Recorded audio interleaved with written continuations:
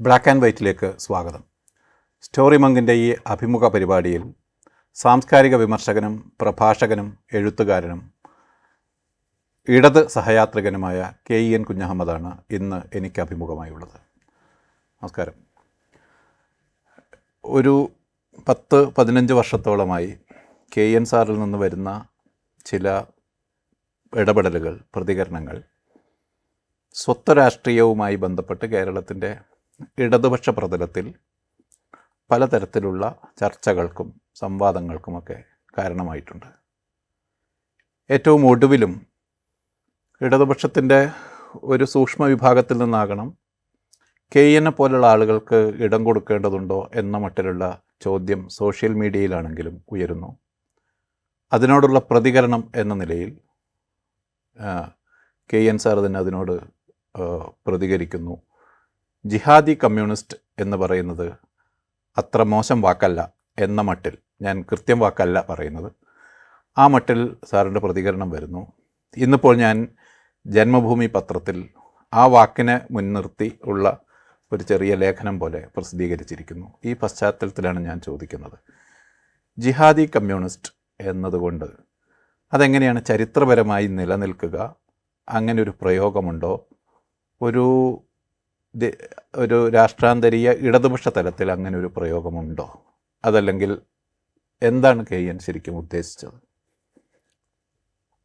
ഇതിൽ ഒന്നാമത്തെ പ്രധാനപ്പെട്ടൊരു ആലോചനാ വിഷയം, അന്വേഷണം എന്ന് പറയുന്നത് സാർവദേശീയമായി അംഗീകരിക്കപ്പെട്ട പൊതുപ്രയോഗങ്ങൾ നിലനിൽക്കുന്നുണ്ടോ എന്നുള്ളതാണ്. നമുക്കറിയാവുന്നതുപോലെ പൊതു എന്ന് പറയുന്നത് സകലമാന വൈവിധ്യങ്ങളെയും ഉൾക്കൊള്ളുമ്പോഴാണ് അത് സൂക്ഷ്മാർത്ഥത്തിൽ പൊതുവാകുന്നത്. എന്നാൽ വൈവിധ്യങ്ങളെയൊക്കെ വകഞ്ഞു മാറ്റി ബ്രാക്കറ്റിലിട്ട് അതൊക്കെ ഒഴിവാക്കി രൂപപ്പെടുത്തപ്പെടുന്ന പൊതു എന്ന് പറയുന്നത് സത്യത്തിൽ പൊതുവല്ല. അത് മർദ്ദകമായ ഒരു ഏകത്വം ധരിക്കുന്ന പൊയ്മുഖം മാത്രമാണ്. സത്യത്തിൽ നമ്മുടെ സംവാദങ്ങളിലും നമ്മുടെ അപഗ്രഥനങ്ങളിലുമൊക്കെ ആവർത്തിച്ച് കടന്നു വരുന്നത് സൂക്ഷ്മാർത്ഥത്തിലുള്ള പൊതുവല്ല, മറിച്ച് ജനായത്ത കാഴ്ചപ്പാടുകളെ ഉന്മൂലനം ചെയ്യുന്ന തരത്തിലുള്ള ഒരു കൃത്രിമമായ പൊതുവാണ്. ഇപ്പം കോമ്രേഡ് ചോദിച്ച പ്രധാനപ്പെട്ടൊരു ചോദ്യം, ഈ ജിഹാദി കമ്മ്യൂണിസ്റ്റ്, ഇതിൻ്റെ പശ്ചാത്തലം എന്ന് പറയുന്നത് സത്യത്തിൽ എനിക്കെതിരെ വന്ന ഒരാക്ഷേപം, ആ ആക്ഷേപത്തിൻ്റെ സ്ക്രീൻഷോട്ട് ഞാൻ ഫേസ്ബുക്കിലിടുന്നു.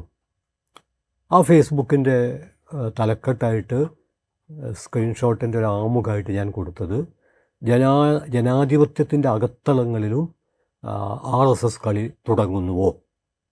അതിനോടുള്ള പ്രതികരണമായിട്ട് ആ സ്ക്രീൻഷോട്ട് ഇട്ട ഞങ്ങളുടെ ഒരു കോമ്രേഡ്, അദ്ദേഹം എന്നെ ഫോണിൽ വിളിച്ച് സംസാരിച്ചു. അതോടൊപ്പം തന്നെ അദ്ദേഹം ഒരു സ്ക്രീൻഷോട്ട് ഇട്ടു.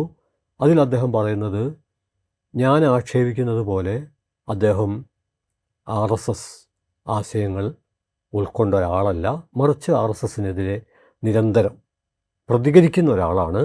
എന്നെ RSSകാർ വിളിക്കുന്നത് ജിഹാദി കമ്മ്യൂണിസ്റ്റ് എന്നാണ്. അതിനുള്ള ഒരു പ്രതികരണമായിട്ടാണ് ഞാൻ പറഞ്ഞത്, ജിഹാദി കമ്മ്യൂണിസ്റ്റ് അത്ര മോശം വാക്കല്ല. പക്ഷെ അതൊരു മോശം വാക്കല്ല എന്ന് മനസ്സിലാക്കണമെങ്കിൽ ആഴത്തിലുള്ള ചരിത്രബോധ്യം ആവശ്യമുണ്ട്. നമ്മുടെ കാലത്ത് നമ്മൾ അഭിമുഖീകരിക്കുന്ന ഏറ്റവും പ്രധാനപ്പെട്ട ഒരു പരിമിതി ചരിത്രബോധം ചിതലെടുത്തുകൊണ്ടിരിക്കുന്നു എന്നുള്ളതാണ്. അപ്പോൾ അതിനെ നമുക്ക് മുറിച്ചു കടക്കാൻ പറ്റണം. അങ്ങനെ നോക്കുമ്പോൾ 1920കളിലാണ് പൗരസ്ത്യ കമ്മ്യൂണിസ്റ്റ് പാർട്ടികളുടെ ഒരു വലിയ സമ്മേളനത്തിൽ കോമ്രേഡ് സിനോവിയു അദ്ദേഹം നടത്തിയ പ്രസംഗത്തിലാണ് ജിഹാദ് എഗെയിൻസ്റ്റ് ഇമ്പീരിയലിസം ആൻഡ് ക്യാപിറ്റലിസം എന്ന ഗംഭീരമായ പ്രയോഗം. അത് കേട്ടപ്പോൾ പ്രതിനിധികൾ എഴുന്നേറ്റ് നിന്ന് കൈയടിക്കുകയും മുഷ്ടിയിട്ടുകയും ചെയ്തു. അദ്ദേഹം ഉപയോഗിച്ച വാക്ക് ജിഹാദ് എന്ന് തന്നെയാണ്.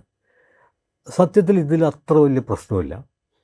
കാരണം ലോകത്തിൻ്റെ വിവിധ ഭാഗങ്ങളിൽ ഇപ്പം അറബി ഭാഷ സംസാരിക്കുന്ന ജനങ്ങൾക്കിടയിൽ മാർക്സിസ്റ്റ് പ്രചരണം അറബി ഭാഷയിലായിരിക്കുമല്ലോ. വളരെ ലളിതമായൊരു കാര്യമാണത്. എന്നാൽ ഇന്ത്യൻ പശ്ചാത്തലത്തിൽ സംഘപരിവാർ ആശയങ്ങൾ നമ്മുടെ വായുവിൽ അലിഞ്ഞു ചേർന്നിട്ടുണ്ട്. കുടിക്കുന്ന വെള്ളത്തിൽ അത് ഉൾപ്പെട്ടിട്ടുണ്ട്. പങ്കുവെക്കുന്ന ബന്ധങ്ങളുടെ ഇടയിലേക്ക് പോലും നമ്മുടെ അനുവാദമില്ലാതെ അത് ഇടിച്ചു കയറി വന്നിട്ടുണ്ട്. ഇത്തരമൊരു പശ്ചാത്തലത്തിൽ ആണ് ജിഹാദ് എന്ന് പറയുന്നത് എന്തോ ഒരു ഭീകര സംഭവമാണ്. ഭീകരവാദത്തിൻ്റെ ഒരാമുഖ വാക്യമായി ജിഹാദിനെ മാറ്റിയവർ ആരാണ് എന്നാണ് യഥാർത്ഥത്തിൽ നമ്മൾ ചോദിക്കേണ്ടത്. അത് ഇന്ത്യൻ ഫാസിസ്റ്റുകളാണ്. ജിഹാദ് ചേർത്തുള്ള എത്ര വാക്കുകളാണ്. അതിന് സത്യത്തിൽ ജിഹാദുമായിട്ട് എന്തെങ്കിലും ബന്ധമുണ്ടോ? ഇവിടെ രണ്ട് രീതിയിൽ ഇത് വിശകലനം ചെയ്യണമെന്ന് ഞാൻ വിചാരിക്കുന്നു. ഒന്ന്, ഇസ്ലാം മതത്തിലെ ഒരു സാങ്കേതിക പദമാണ് ജിഹാദ്. രണ്ടാമത്തേത് ആശയസമരം, സ്വയം സമരം, എതിർത്ത് നിൽക്കുന്നവരോടുള്ള സമരം, ഇങ്ങനെ വ്യത്യസ്ത അർത്ഥത്തിൽ അത് ഉപയോഗിക്കപ്പെടുന്നുണ്ട്. പക്ഷേ നമ്മളുടെ ഒരു പ്രശ്നം എന്താണെന്ന് പറഞ്ഞാൽ, അത് ഞാൻ ഈ പ്രതികരണത്തിൽ എഴുതിയിട്ടുണ്ട്, ഒരറബി വാക്ക് കേൾക്കുമ്പോഴേക്കും വിരണ്ടു പോകുന്ന, ഏതെങ്കിലും ഒരാളുടെ തലയിൽ ഒരു തൊപ്പി കണ്ടാൽ ആകെ അസ്വസ്ഥമാകുന്ന ഒരു കിളിന്ത് ലിബറൽ സെക്കുലർ കാഴ്ചപ്പാടാണ്. അതിന് പകരം ഒരു ഇടതുപക്ഷ സാംസ്കാരിക പ്രവർത്തകൻ എന്ന നിലയിൽ ഈ സാമാന്യബോധത്തോട് എതിരിട്ടുകൊണ്ട് നിരന്തരം അവതരിപ്പിച്ചുകൊണ്ടിരിക്കുന്ന ഒരാശയം സമരോത്സുകമായ മതനിരപേക്ഷത എന്നുള്ളതാണ്, മിലിറ്റൻറ്റ് സെക്കുലാറിസം. ആ മിലിറ്റൻറ്റ് സെക്കുലാറിസത്തെ സംബന്ധിച്ചിടത്തോളം ഏതെങ്കിലും ഒരു മതത്തോട് പ്രത്യേകമായ വിരോധമോ അല്ലെങ്കിൽ പ്രത്യേകമായ ആഭിമുഖ്യമോ പുലർത്തേണ്ട കാര്യമില്ല. അതേസമയം ഒരു തുള്ളി വെളിച്ചം എവിടുന്നെങ്കിലും കിട്ടുമെങ്കിൽ അതെവിടുന്നായാലും അത് ഇന്നത്തെ ഇരുട്ട് മേൽക്കോയ്മ സ്ഥാപിച്ചുകൊണ്ടിരിക്കുന്ന ഒരു കാലത്ത് നമ്മൾ ഉൾക്കൊള്ളേണ്ടതാണ്. ഞാൻ ഒരു കവിവാക്യം, ഇടശ്ശേരി ഗോവിന്ദൻ നായർ, അദ്ദേഹം പറയുന്നുണ്ട്, വെളിച്ചം തൂകിയിടുവോളം പൂജാർഹം താനൊരാശയം. ഈ ഒരു കാഴ്ചപ്പാടാണ് ഒരു ഇടതുപക്ഷ സാംസ്കാരിക വിമർശകൻ എന്ന നിലയിൽ ഞാൻ എൻ്റെ എഴുത്തിലും പ്രഭാഷണത്തിലും, പലരും അവിടെ പരിമിതപ്പെട്ടു പോവും, ഞാൻ എൻ്റെ ജീവിതത്തിലും പുലർത്താൻ നിരന്തരം പൊരുതിക്കൊണ്ടിരിക്കുന്നു. അങ്ങനെ പൊരുതുന്ന എത്രയോ സാംസ്കാരിക പ്രവർത്തകർ കേരളത്തിലുണ്ട്. അവരൊക്കെ മുന്നോട്ട് വെക്കേണ്ട ഒരാശയമാണ്. അതുകൊണ്ട് ഈ ഭാഗം ഞാൻ സംഗ്രഹിക്കുമ്പോൾ എനിക്ക് പറയാനുള്ളത് രണ്ട് കാര്യങ്ങളാണ്. ഒന്ന്, ജിഹാദി കമ്മ്യൂണിസ്റ്റ് എന്ന് വേറൊരാൾ ഉപയോഗിച്ചപ്പോൾ അതിനോടുള്ള പ്രതികരണമാണ്.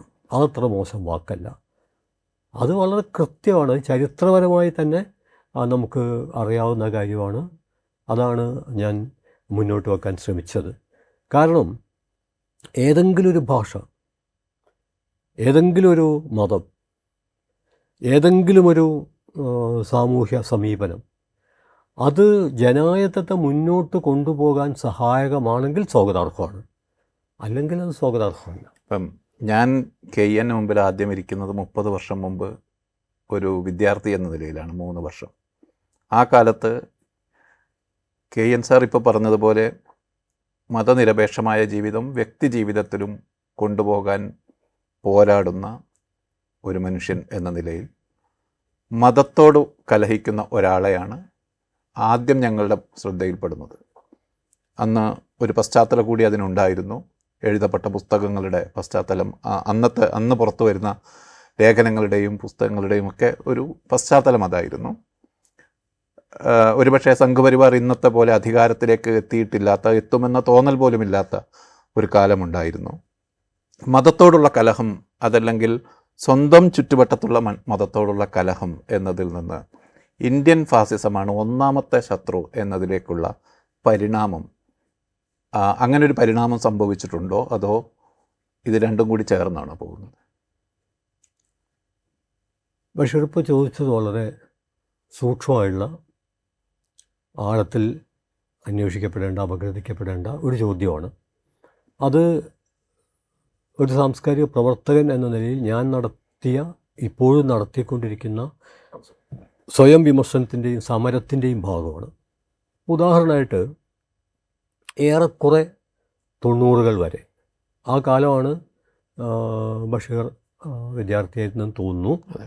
ആ കാലത്ത് പ്രധാനമായിട്ടും 2 പുസ്തകങ്ങളാണ്. ഒന്ന് ഞാനും ഹമീദ് ചന്ദമംഗലൂരും കൂടി എഴുതിയ, ആ കാലത്തെക്കുറിച്ച് നമുക്കറിയാലോ, ആ സമയത്തുള്ള ശരീഅത്ത് മിഥ്യയും യാഥാർത്ഥ്യം എന്നുള്ള പുസ്തകം. അത് ഞങ്ങൾ 2 പേരും കൂടിയാണ് ആ കാലത്തെ പ്രധാനപ്പെട്ട ആശയ സമരത്തിൽ, മുസ്ലിം യാഥാസ്ഥികത്വത്തിനെതിരെയുള്ള ആശയ സമരത്തിൽ കേരളത്തിലെ ഇടതുപക്ഷ സാംസ്കാരിക പ്രവർത്തകർ പ്രധാന പങ്ക് വഹിച്ചിട്ടുണ്ട്.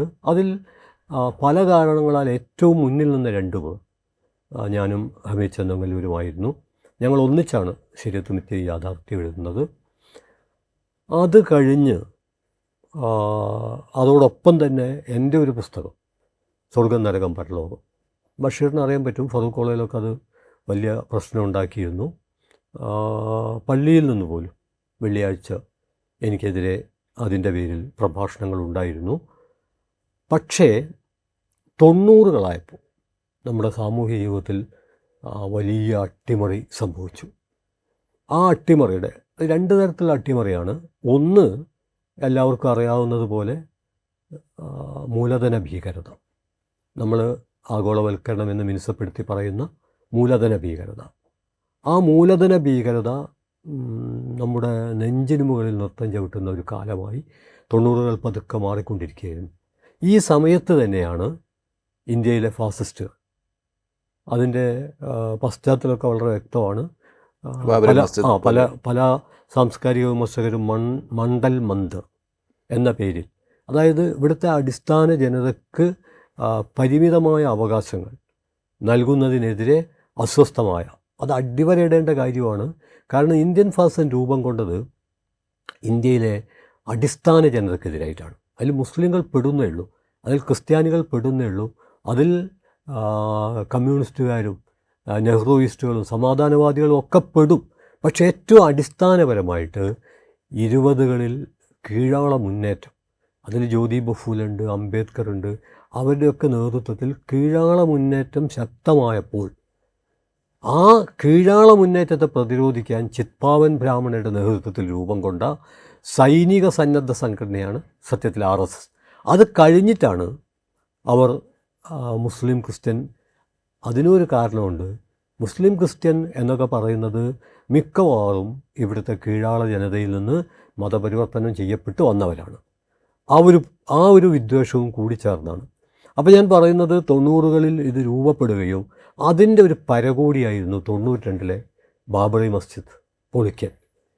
സത്യത്തിൽ അന്ന് ജനായത്തവാദികൾ പൊതുവേ ചർച്ച ചെയ്തുകൊണ്ടിരുന്നൊരു കാര്യം, ബാബറി മസ്ജിദ് പൊളിക്കില്ല, കാരണം പൊളിച്ചു കഴിഞ്ഞാൽ പിന്നെ ഫാസിസ്റ്റുകൾക്ക് പ്രചാരണം നടത്താനുള്ള ഒരു ഉരുപ്പടി ഇല്ലാതായി പോവല്ലോ. പൊളിഞ്ഞു എന്ന് ഏറെക്കാലം വിശ്വസിക്കപ്പെട്ടില്ല, കുറച്ച് ദിവസങ്ങളോളം കഴിഞ്ഞാണത് വിശ്വസിക്കപ്പെട്ടത്. അതെ, വളരെ കൃത്യമാണത്.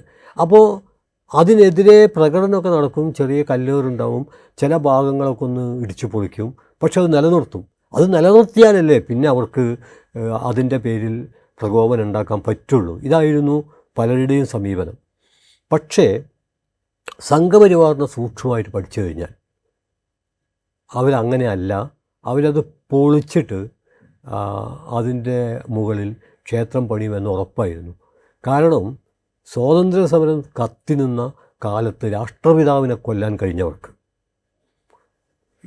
ഇതിലപ്പുറവും ചെയ്യാൻ കഴിയും എന്നൊരു സമീപനമായിരുന്നു ഞങ്ങൾക്ക്. അന്ന് ഞാൻ പുരോഗമന കലാസാഹിത്യ സംഘത്തിൻ്റെ കോഴിക്കോട് ജില്ലാ സെക്രട്ടറിയാണ്. അന്ന് സംഘത്തിൻ്റെ ജില്ലാ ജോയിൻറ്റ് സെക്രട്ടറി KS ഹരിഹരനാണ്.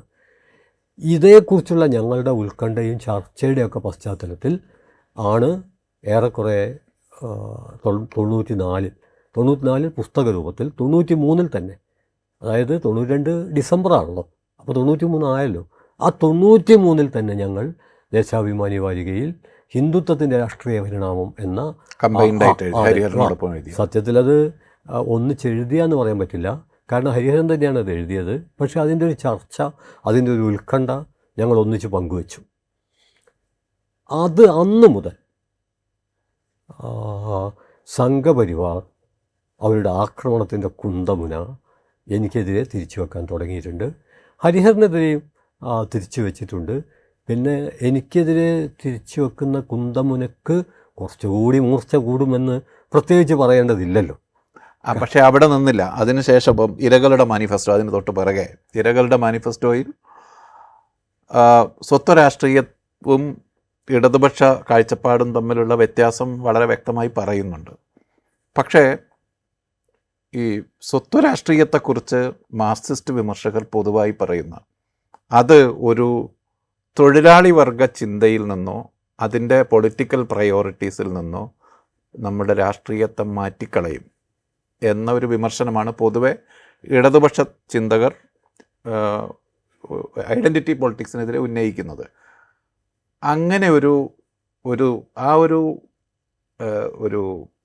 യാത്ര തന്നെയല്ലേ അതുപോലെയുള്ള ഒരു പ്രോഗ്രഷൻ തന്നെയല്ലേ സംഭവിച്ചത് യഥാർത്ഥത്തിൽ.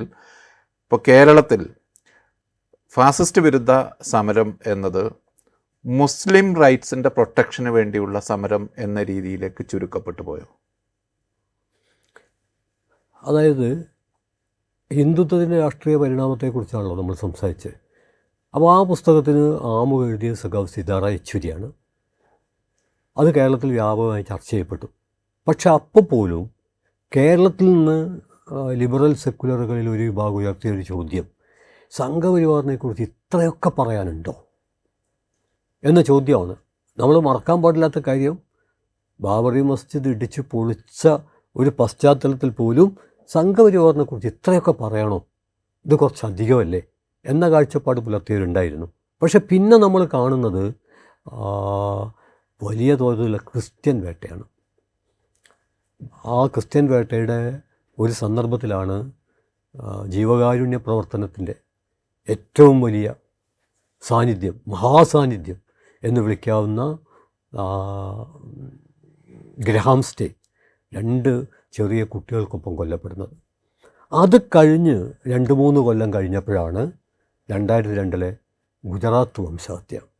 ആ ഗുജറാത്ത് വംശഹത്യയെക്കുറിച്ച് പഠിക്കാനും ഇരകളോട് ഐക്യം പ്രകടിപ്പിക്കാനും വേണ്ടി കടമ്മനിട്ടയുടെ നേതൃത്വത്തിൽ, മലയാളത്തിൻ്റെ മാസ്റ്റർ ജീനിയസ് കടമ്മനിട്ടയുടെ നേതൃത്വത്തിൽ പുരോഗമന കലാസാഹിത്യ സംഘത്തിൻ്റെ ഒരു 4-5 സംസ്ഥാന ഭാരവാഹികൾ അവിടെ സന്ദർശിക്കുന്നുണ്ട്. ആ സന്ദർശനത്തിൻ്റെ പശ്ചാത്തലത്തിലാണ് ഞാൻ ഇരകളുടെ മാനിഫെസ്റ്റോ എഴുതുന്നത്. ആ പുസ്തകത്തിൻ്റെ പേര് തൊട്ട് കമ്മ്യൂണിസ്റ്റ് മാനിഫെസ്റ്റോവിന് ബദലാണ്. മാർക്സത്തെക്കുറിച്ച് പ്രാഥമിക ധാരണയുള്ള ആളുകൾ ഇത്തരത്തിലുള്ള പാറ്റൻ്റ് സിദ്ധാന്തം അവതരിപ്പിക്കില്ല. പാറ്റൻ്റ് അവകാശങ്ങൾക്ക് വേണ്ടി പാറ്റൻറ്റിനെ കുറിച്ചുള്ള മൂലധന കാഴ്ചപ്പാടിനെതിരെ പൊരുതുന്നൊരു സന്ദർഭത്തിലാണ് കമ്മ്യൂണിസ്റ്റ് മാനിഫെസ്റ്റോ ഇരകൾക്ക് നൽകിയത് കുറ്റകൃത്യമാണ്. 2, ഇരകൾ എന്നുള്ള പ്രയോഗം തന്നെ വലതുപക്ഷ വ്യതിയാനമാണ്. ഇതാന്ന് പ്രയോഗിക്കാൻ പാടില്ല. ഇങ്ങനെ വ്യത്യസ്തമായ, പിന്നെ പുസ്തകത്തിൻ്റെ ഉള്ളടക്കത്തിലേക്കൊന്നും കടക്കാതെ ഒരുപാട് വിമർശനങ്ങൾ ഉയർന്നു വന്നു. അപ്പോൾ നേരത്തെ ബഷീർ ചോദിച്ച പോലെ ഈ സ്വത്വം അല്ലെങ്കിൽ ഐഡൻറ്റിറ്റി എന്നാൽ എന്താണ്,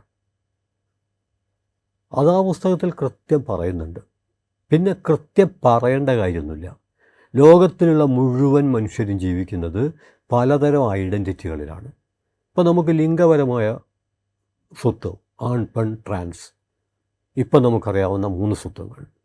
പിന്നെ ലോകത്തിലെ മനുഷ്യർ പല ഭാഷകൾ, അതുകൊണ്ട് ഭാഷാപരമായ സ്വത്വം, മലയാളം, തമിഴ്, ഹിന്ദി. അതുപോലെ തന്നെ തൊഴിൽ, അതിൻ്റെ അടിസ്ഥാനത്തിലുള്ള പലതരം ഐഡൻറ്റിറ്റി ഫോർമേഷനുകൾ.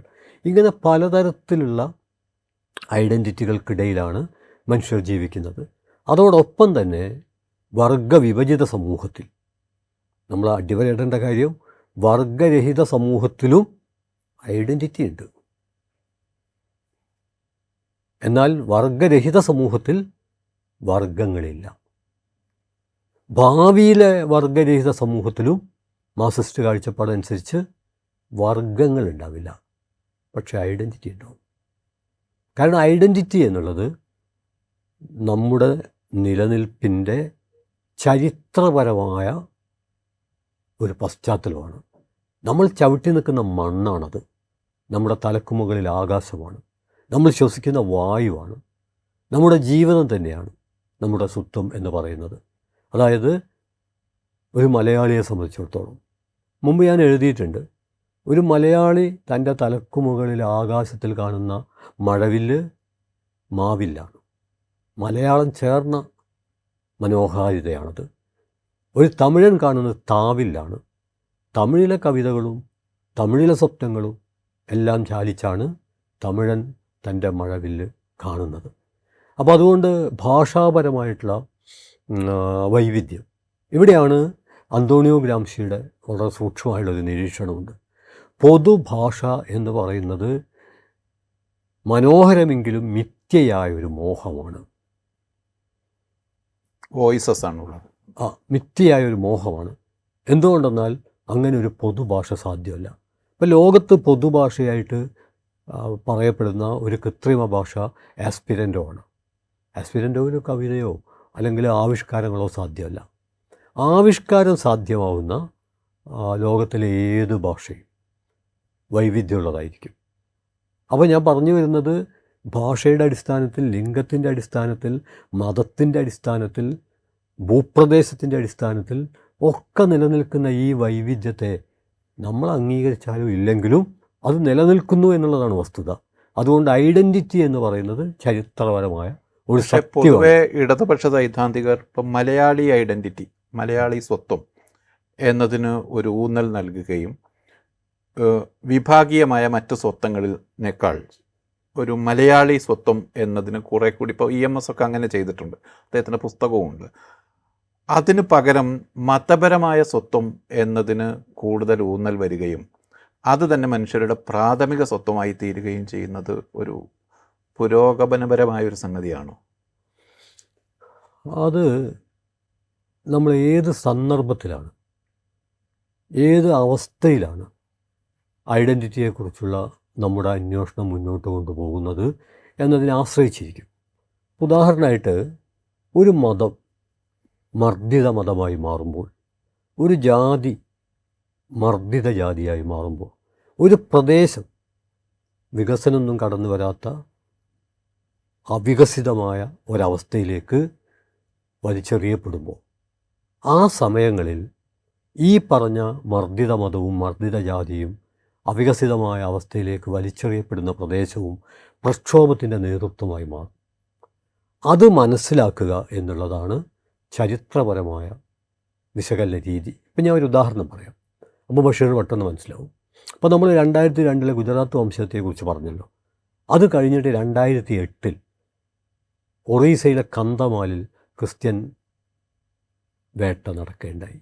അന്നും പുരോഗമന കലാസാഹിത്യ സംഘത്തിൻ്റെ പ്രവർത്തകർ അതേക്കുറിച്ച് മനസ്സിലാക്കാനും അവിടുത്തെ ഇരകളോട് ഐക്യദാർഢ്യം പ്രഖ്യാപിക്കാനും അവിടെ സന്ദർശിക്കുന്നുണ്ട്.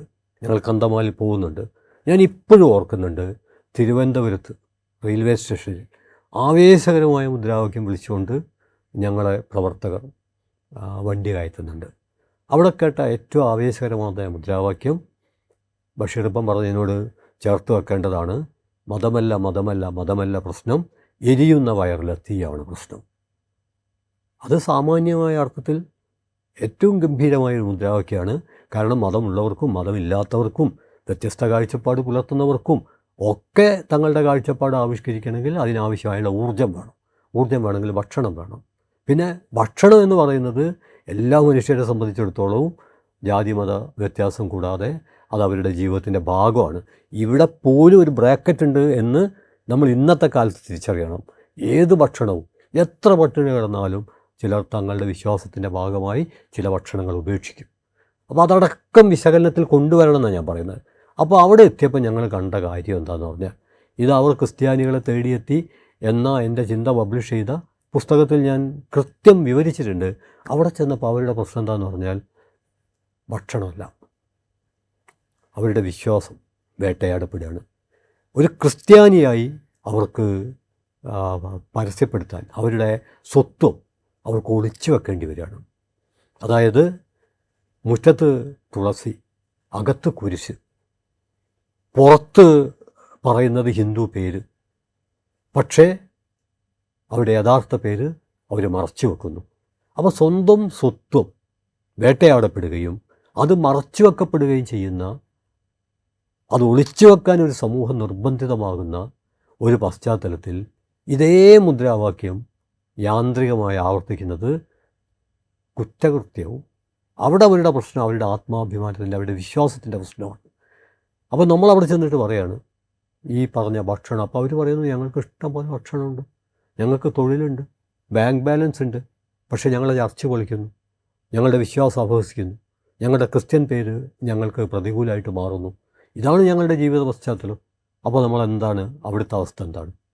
അതുകൊണ്ടാണ് ഞാൻ തുടക്കത്തിൽ പറഞ്ഞത് സന്ദർഭം പ്രധാനമാണ്. നമ്മൾ മുമ്പ് പഠിച്ചു വെച്ച ഒരു കാര്യം യാന്ത്രികമായി ആവർത്തിക്കുകയല്ല, നമ്മൾ ജീവിക്കുന്ന അവസ്ഥയോട് തത്സമയം പ്രതികരിക്കുകയാണ്. അതാണ് മാർസിസം, അല്ലെങ്കിൽ അതായിരിക്കണം മാർസിസം. ഇപ്പം ഞാൻ ഒരു ഉദാഹരണം കൂടി പറയാം. ഇപ്പോൾ ഇന്ത്യയിലെ മുസ്ലിമായി ജീവിക്കുന്നത് അപകടകരമായ അവസ്ഥ എന്ന് സഖാവ് പ്രകാശ് കാരാട്ട് 2017 ദേശാഭിമാനിയിൽ പ്രബന്ധം എഴുതിയിട്ടുണ്ട്. എന്നാൽ സഖാവ് പ്രകാശ് കാരാട്ട് 1990-കൾക്ക് മുമ്പ് ഇങ്ങനൊരു പ്രബന്ധം എഴുതില്ല. അപ്പോൾ 2014 ശേഷം ഇന്ത്യൻ രാഷ്ട്രീയ അന്തരീക്ഷം ആകെ അട്ടിമറിഞ്ഞിട്ടുണ്ട്, അടപടലം കീഴ്മേൽ മറിഞ്ഞിട്ടുണ്ട്. അത് കാണാതെ, ചവിട്ടിയരയ്ക്കപ്പെടുന്ന മനുഷ്യരുടെ നിലവിളി കേൾക്കാതെ, ആൾക്കൂട്ടക്കൊലകളിൽ ഒഴുകുന്ന ചോരയിലേക്ക് കണ്ണ് തുറക്കാതെ നമ്മൾ എന്തിനെക്കുറിച്ചാണ് പിന്നെ ആലോചിക്കുക? അവിടെയാണ് മർദ്ദിത സ്വത്വം. ഇന്ന് ഇന്ത്യയിൽ ഇസ്ലാം മതം, ക്രിസ്തു മതം ഇതെല്ലാം മർദ്ദിത മതങ്ങളായി മാറിക്കഴിഞ്ഞിട്ടുണ്ട്. ജാതീയമായി നോക്കിയാൽ എത്രയോ സഹസ്രാബ്ദങ്ങളായിട്ട് ഇവിടുത്തെ ബഹുജൻ എന്ന് പറയുന്ന അടിസ്ഥാന ജനത അവർ മർദ്ദിത ജാതിയാണ്. അപ്പോൾ മർദ്ദിത ജാതിയോടും മർദ്ദിത മതത്തോടും ഐക്യപ്പെടുക എന്നുള്ളത് ഒരു ഇന്ത്യൻ മാർക്സിസ്റ്റായിരിക്കുന്നതിൻ്റെ ആദ്യത്തെ മുന്നുപാധിയാണ്. ആ ഒരു ദൗത്യം സാമാന്യബോധത്തിൻ്റെ പൈങ്കിളി പ്രവാഹങ്ങളെ അതിജീവിച്ചുകൊണ്ട് മുന്നോട്ട് കൊണ്ടുപോകാൻ കഴിഞ്ഞു എന്നതാണ് ഒരു ഇടതുപക്ഷ സാംസ്കാരിക പ്രവർത്തകൻ എന്ന നിലയിൽ ഞാൻ അഭിമാനത്തോടെ കാണുന്നത്. ഇത് ഞാൻ മാത്രമല്ല, ഇതുപോലുള്ള കാഴ്ചപ്പാട് നിർഭയം പുലർത്തുന്ന എത്രയോ മനുഷ്യർ നിവർന്നു നിൽക്കുന്നത് കൊണ്ടാണ് പൂർണ്ണമായും നമ്മൾ ജനായത്തം വീണു പോവാത്തത്.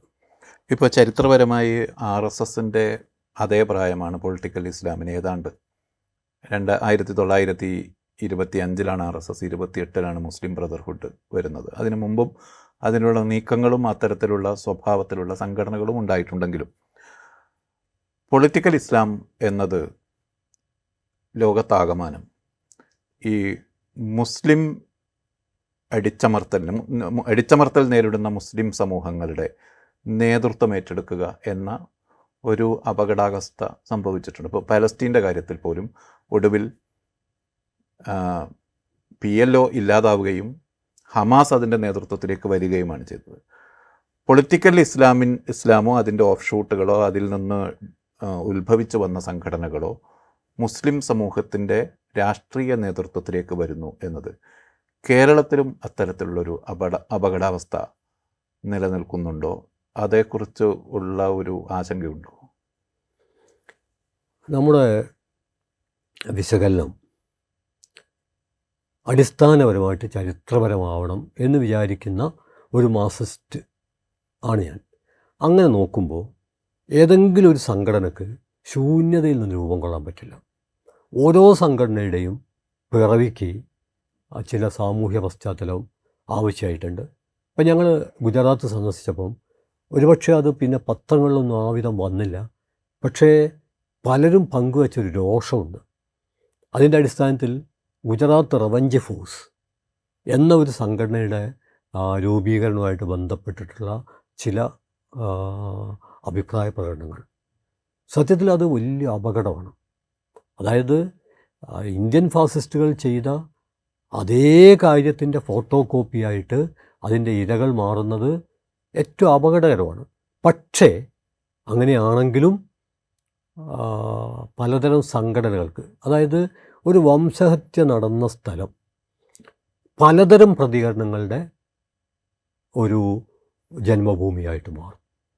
ചിലർ പൂർണ്ണമായും പിൻവലിയും, മറ്റു ചിലർ പൂർണ്ണമായും തൊമ്മി ജീവിതം തിരഞ്ഞെടുക്കും. വേറെ ചിലർ ഇവിടുന്ന് എങ്ങനെങ്കിലും സ്ഥലം വിടാൻ ഉള്ള ശ്രമത്തിലായിരിക്കും.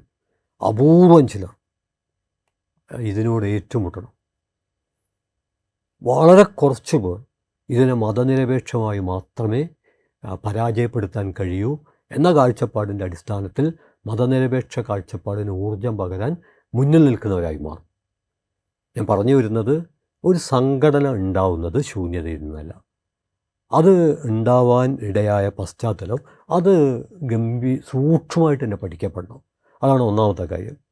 2, ഏതെങ്കിലും ഒരു സാമൂഹ്യ വിഭാഗം ആ സാമൂഹ്യ വിഭാഗം നിരന്തരം ആക്രമിക്കപ്പെടുമ്പോൾ ആ ആക്രമണത്തെ ചെറുക്കാൻ ഏറ്റവും ആദ്യം മുന്നിൽ നിൽക്കേണ്ടത് മതനിരപേക്ഷ പ്രസ്ഥാനങ്ങളാണ്. എന്നാൽ ആ ദൗത്യം നിർവഹിക്കുന്നതിൽ മതനിരപേക്ഷ പ്രസ്ഥാനങ്ങൾക്ക് വീഴ്ച സംഭവിച്ചാൽ ആ സ്ഥലത്തേക്ക് ആരായിരിക്കും പിന്നെ കടന്നു വരിക? അതാണ് രണ്ടാമത് ആലോചിക്കേണ്ടത്. അതുകൊണ്ട് ഈ കാര്യത്തിൽ, അതായത് ബഷീർ പറഞ്ഞതിലുള്ള എൻ്റെ ചെറിയൊരു വിയോജിപ്പ് എവിടെയെന്ന് പറഞ്ഞാൽ 925 സംഘപരിവാർ ഉണ്ടായി. ഏറെക്കുറെ അതേ കാലത്ത് തന്നെ പൊളിറ്റിക്കൽ ഇസ്ലാം ഉണ്ടാവുന്നു. ഇവിടെ ഉള്ളൊരു പ്രശ്നം എന്താ വെച്ചാൽ, സംഘപരിവാറിനെ കുറിച്ച് കോമ്രേഡ് ബഷീർ പറഞ്ഞത് ഔപചാരികമായിട്ട് ശരിയാണ്. 925 അത് ഉണ്ടാകുന്നത്. പക്ഷേ സംഘപരിവാർ 925 പൊട്ടിമുളച്ച ഒരു സംഘടനയൊന്നുമല്ല. അതിൻ്റെ പിറകിലേക്ക് വ്യാപിച്ചു നിൽക്കുന്ന വലിയൊരു ചരിത്രമുണ്ട്. അത് ഇന്ത്യയിലെ പല പണ്ഡിതരും ബുദ്ധിജീവികളും വേണ്ടത്ര തിരിച്ചറിഞ്ഞിട്ടില്ല. നമ്മൾ പതിവായി പറയുന്നൊരു മെറ്റഫർ ഉണ്ടല്ലോ, മഞ്ഞുമലയുടെ മുകൾപ്പാളി. 925 മഞ്ഞുമലയുടെ മുകൾപ്പാളി മാത്രമാണ്. അതിൻ്റെ ബാക്കി വരുന്ന ഭാഗം ജാതി മേൽക്കോയ്മയാണ്. ആ ജാതി മേൽക്കോയ്മയിലാണ് ഇന്ത്യൻ നവഫാസത്തിൻ്റെ സാംസ്കാരിക വേര് ആഴ്ന്നു കിടക്കുന്നത്. ഞാൻ അടിവര സാംസ്കാരിക വേര്, അതിന് സാമ്പത്തികമായിട്ടുള്ള ഉള്ളടക്കമുണ്ട്. അത് ഫൈനാൻസ് മൂലധനവുമായിട്ട് ബന്ധപ്പെട്ടാണ് നിൽക്കുന്നത്. അത് സഖാവ് ദിമിത്രോ കൃത്യമായിട്ടുണ്ട്. ഫൈനാൻസ് മൂലധനത്തിൻ്റെ നഗ്നമായ ഏകാധിപത്യം തന്നെയാണ് ഫാസം. അതിനൊരു മാർക്സിസ്റ്റിനും ഒരു ജനായത്തവാദിക്കും തർക്കം ഉണ്ടാവേണ്ട കാര്യമില്ല. അതേസമയം ഇന്ത്യൻ ഫാസത്തിൻ്റെ സാംസ്കാരിക വേരെവിടെയാണ്? അത് ജാതി മേൽക്കോയ്മയിലാണ്. അതെന്ന് ആരംഭിച്ചു? നമുക്കറിയാം, 2500 വർഷങ്ങൾക്ക് മുമ്പ് ബുദ്ധൻ എതിരിട്ടത് ജാതി മേൽക്കോയ്മയോടായിരുന്നു. ജാതി മേൽക്കോയ്മയുടെ ആ കാലത്തെ മാനിഫെസ്റ്റോ എന്ന് പറയുന്നത് ഒരു ചെറിയ ശ്ലോകത്തിൽ സംഗ്രഹിക്കപ്പെട്ടിട്ടുണ്ട്. അതിൽ പറയുന്നത് ഈ ജഗത്ത് ദൈവത്തിന് അധീനമാണ്, ദൈവം മന്ത്രങ്ങൾക്ക് അധീനമാണ്, മന്ത്രങ്ങൾ ബ്രാഹ്മണർക്ക് അധീനമാണ്, അതുകൊണ്ട് ബ്രാഹ്മണരാണ് ദൈവം. ദൈവാധീനം ജഗൽ സർവം മന്ത്രാധീനം തു ദൈവതം തന്മന്ത്രം ബ്രാഹ്മണാധീനം ബ്രാഹ്മണോ മാ ദൈവതം. അപ്പോൾ ഈ കാഴ്ചപ്പാടിനെതിരായിട്ടാണ് ബുദ്ധൻ ആഞ്ഞടിച്ചത്. അതിൻ്റെ ഭാഗമായിട്ടാണ് ബ്രാഹ്മണഹിതായ ബ്രാഹ്മണസുഖായ എന്ന ജാതി മേൽക്കോയ്മയുടെ കാഴ്ചപ്പാടിന് പകരം ബഹുജനഹിതായ ബഹുജനസുഖായ 2500 വർഷങ്ങൾക്ക് മുമ്പ്. പക്ഷെ ബുദ്ധൻ തൂത്തെറിയപ്പെട്ടു. നിരവധി ബുദ്ധഭിക്ഷുക്കൾ, ഓരോ വെട്ടിമാറ്റപ്പെടുന്ന ബുദ്ധഭിക്ഷുവിൻ്റെ ശിരസിനും 100 സ്വർണ്ണ നാണയമാണ് അക്കാലത്ത് ഓഫർ ചെയ്തത് എന്ന് കേൾക്കുമ്പോൾ, മാത്രമല്ല സംഘപരിവാറിൻ്റെ ഗതികളിൽ ഈ ബുദ്ധവേട്ടയ്ക്ക് നേതൃത്വം കൊടുത്ത പുഷ്യാമിത്ര സംഘനെ ദേശരക്ഷകനായും ബുദ്ധമതക്കാരെ ദേശദ്രോഹികളായിട്ടുമാണ് ചിത്രീകരിച്ചത് എന്ന് നമ്മൾ ഓർക്കണം. ഞാൻ പറഞ്ഞു വരുന്നത് ജാതി മേൽക്കോയ്മയിലാണ് RSSൻ്റെ സാംസ്കാരിക വേര്. പിന്നെ ജാതി മേൽക്കോയ്മ നിരവധി സംഘടനകൾ ഉണ്ടാക്കുന്നുണ്ട്. ഇന്ത്യൻ നാഷണൽ കോൺഗ്രസ് 1885 ജാതി മേൽക്കോയ്മയുടെ ആക്രാമകമായ സംഘടന രൂപം കൊള്ളുന്നത്. അതിനും 3 കൊല്ലം മുമ്പ് 1882 ആ സംഘടനയുടെ പേര് ഗോരക്ഷാണി സഭ. ആ ഗോ ആണ് ഇന്നും നമ്മുടെ സാമൂഹ്യ ജീവിതത്തിൻ്റെ മുമ്പിൽ വെല്ലുവിളി ഉയർത്തുന്നത്. ഇത് നമ്മുടെ പാവം പയ്യല്ല, ഇത് വളരെ ഭീകരജീവിയായിട്ട് മാറിയിട്ടുള്ള ഒന്നാണ്. അപ്പോൾ ഞാൻ പറയുന്നത് ഇതൊരു ദീർഘമായുള്ള ഒരു ചരിത്രമാണ്. അപ്പോൾ ഇന്ത്യൻ പശ്ചാത്തലത്തിലെ ഭീകരപ്രസ്ഥാനം, ഇതെൻ്റെ വാക്കുകളല്ല, ഇത് ഡോക്ടർ ശ്യാംചന്ദ്രനെ പോലുള്ളവർ, സീതാറാം യെച്ചൂരിയെ പോലുള്ളവർ, നിരവധി സാമൂഹ്യ സാംസ്കാരിക രംഗത്തുള്ളവർ ചൂണ്ടിക്കാണിച്ച കാര്യം, ഇന്ത്യയിലെ ആദ്യത്തെ സ്വാതന്ത്ര്യാനന്തര ഇന്ത്യയിലെ ആദ്യത്തെ ഭീകരപ്രവർത്തനം നടത്തിയ ആളുടെ പേര് നാഥുറാം വിനായക് ഗോഡ്സെ എന്നാണ്. പക്ഷെ നമ്മൾ അതിനങ്ങനെയൊന്നും കാണുന്നില്ല. അപ്പോൾ ഈ പശ്ചാത്തലത്തിൽ, അതായത് ഇന്ത്യയിൽ ആദ്യം തന്നെ രൂപപ്പെട്ടു വന്ന ഈ നവഫാസം, ആ നവഫാസത്തോടുള്ള പലതരം പ്രതികരണങ്ങൾ, ജനാധിപത്യപരവും ജനാധിപത്യേതരവും ജനാധിപത്യ വിരുദ്ധവുമായ പലതരം പ്രതികരണങ്ങൾ രൂപപ്പെട്ടു വന്നിട്ടുണ്ട്. പിന്നെ വളരെ പ്രധാനപ്പെട്ട ഒരു സാംസ്കാരിക അന്വേഷണത്തിലേക്കാണ് ബഷീറിൻ്റെ ഈ ചോദ്യം വഴിതിരിക്കുന്നത്. കാരണം നമ്മൾ നേരത്തെ ചർച്ച ചെയ്ത സ്വത്വത്തെക്കുറിച്ചാണ്. അത് ചരിത്രപരമായ സത്യമാണ്. പക്ഷേ പിന്നീട് നമ്മൾ കടന്നു വരുന്നത് സ്വത്ത് രാഷ്ട്രീയത്തിലേക്കാണ്.